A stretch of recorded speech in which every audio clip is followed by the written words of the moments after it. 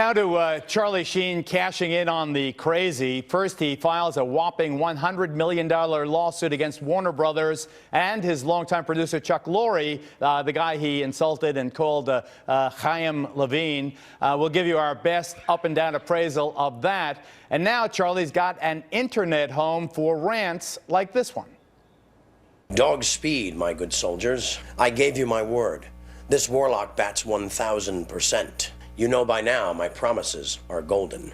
Hashtag fastball. I am bringing my violent torpedo of truth. Defeat is not an option show out to you in the battlefield. If you're winning, I'll see you there. Trolls need not apply. You all suffer from Sheenist envy. Buy your ticket, take the ride, and the ride will take you. Surge forward, Sheen's cadres. Ignition, liftoff. Bye. Now, he's very funny and crazy, and that's my non-medical opinion. But to give us their best estimates on Charlie's legal and mental health are in Boston tonight from the Fox News Medical A-Team. Dr. Keith Abloh joins us, while in L.A., a top entertainment lawyer, in fact, a man who has represented Charlie's dad, Martin Sheen, in his contract negotiations and other vital legal matters. Barry Langberg joins us, saying that Charlie has a shot to win millions. You mean that? You mean that, Barry? Yeah, I think that he does. We don't know all the facts, but in some of these cases, you really don't know what happened entirely. Of course, Charlie's behavior has been a little strange, but the studio has acted a little bit strangely too. The publication of that letter is a very strange thing for a studio to do, and in past cases, we've seen things that have happened behind the scenes that we don't really know about right now. I have the $100 million lawsuit in my hand here, Barry. Now, I know that the number that you attach to these litigation matters is just a creation, but it's certainly there to attract our attention. What do you think?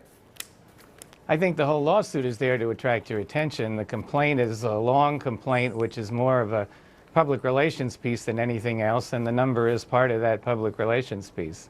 Let me stand by, Barry. Dr. Abloh, he's got 2 million followers on Twitter. For a crazy man, it seems like he knows how to attract a crowd.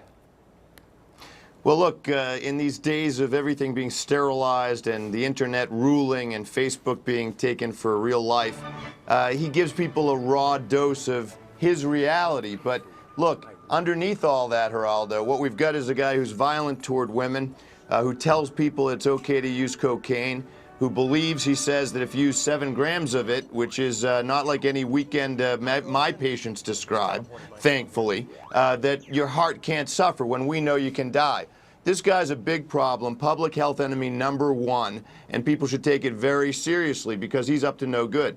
All right, we're going to have much more on Charlie Sheen. You guys stand by if you will. Dr. Abloh also says that he would have Charlie committed were he his client.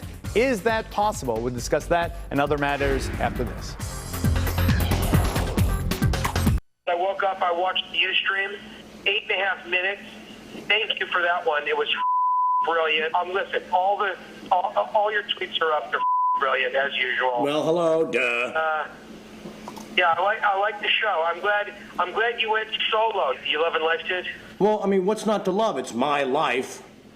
Winning. And life's loving you. I support anything Charlie has to say, and other people don't know Charlie the way that I do. That's one of the goddesses. Reading from the lawsuit, the $100 million lawsuit, defendant Chuck Lorre, one of the richest men in television who is worth hundreds of millions of dollars, believes himself to be so wealthy and powerful that he can unilaterally decide to take money away from the dedicated cast and crew of the popular television series 2.5 Men in order to serve his own ego and self-interest and make the star of the series the scapegoat for Lorre's own conduct. Barry Langberg, Marty Singer's the lawyer. He's a hell of a lawyer, a great lawyer. But this sounds more personal than business. I think it often turns out to be more personal than business. Remember, there's hundreds of millions of dollars involved in this project. And we've seen in the past, in the Valerie Harper case is another example of someone getting fired from a show.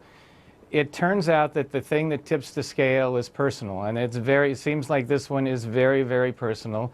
And Chuck Lorre has some certain amount of power at the studio and at the network. And if he's perturbed with Charlie, to say the least, he can basically do what he wants. And again, what you just read is not normally found in a legal complaint. Really? It is a PR piece. It is. It's, you know, some creative writing there. Dr. Abloh, I know you've said publicly that you'd have Charlie committed if it was up to you.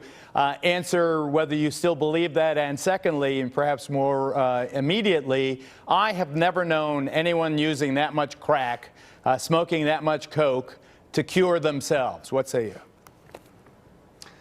Look, first of all, on the commitment issue, it's just arithmetic, Geraldo.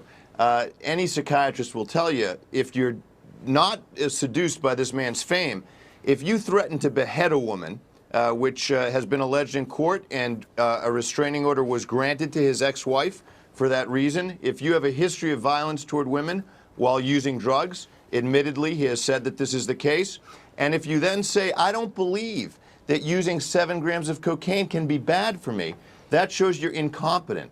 You go right to the ER. You don't pass go. You don't collect $200 or 7 grams of cocaine. You go right to the ER and you get committed. That's what a doctor in California should have done for him. Okay, but what about my question about about New York or Massachusetts? Okay, what about, can he cure himself, or is it once a junkie, always a junkie?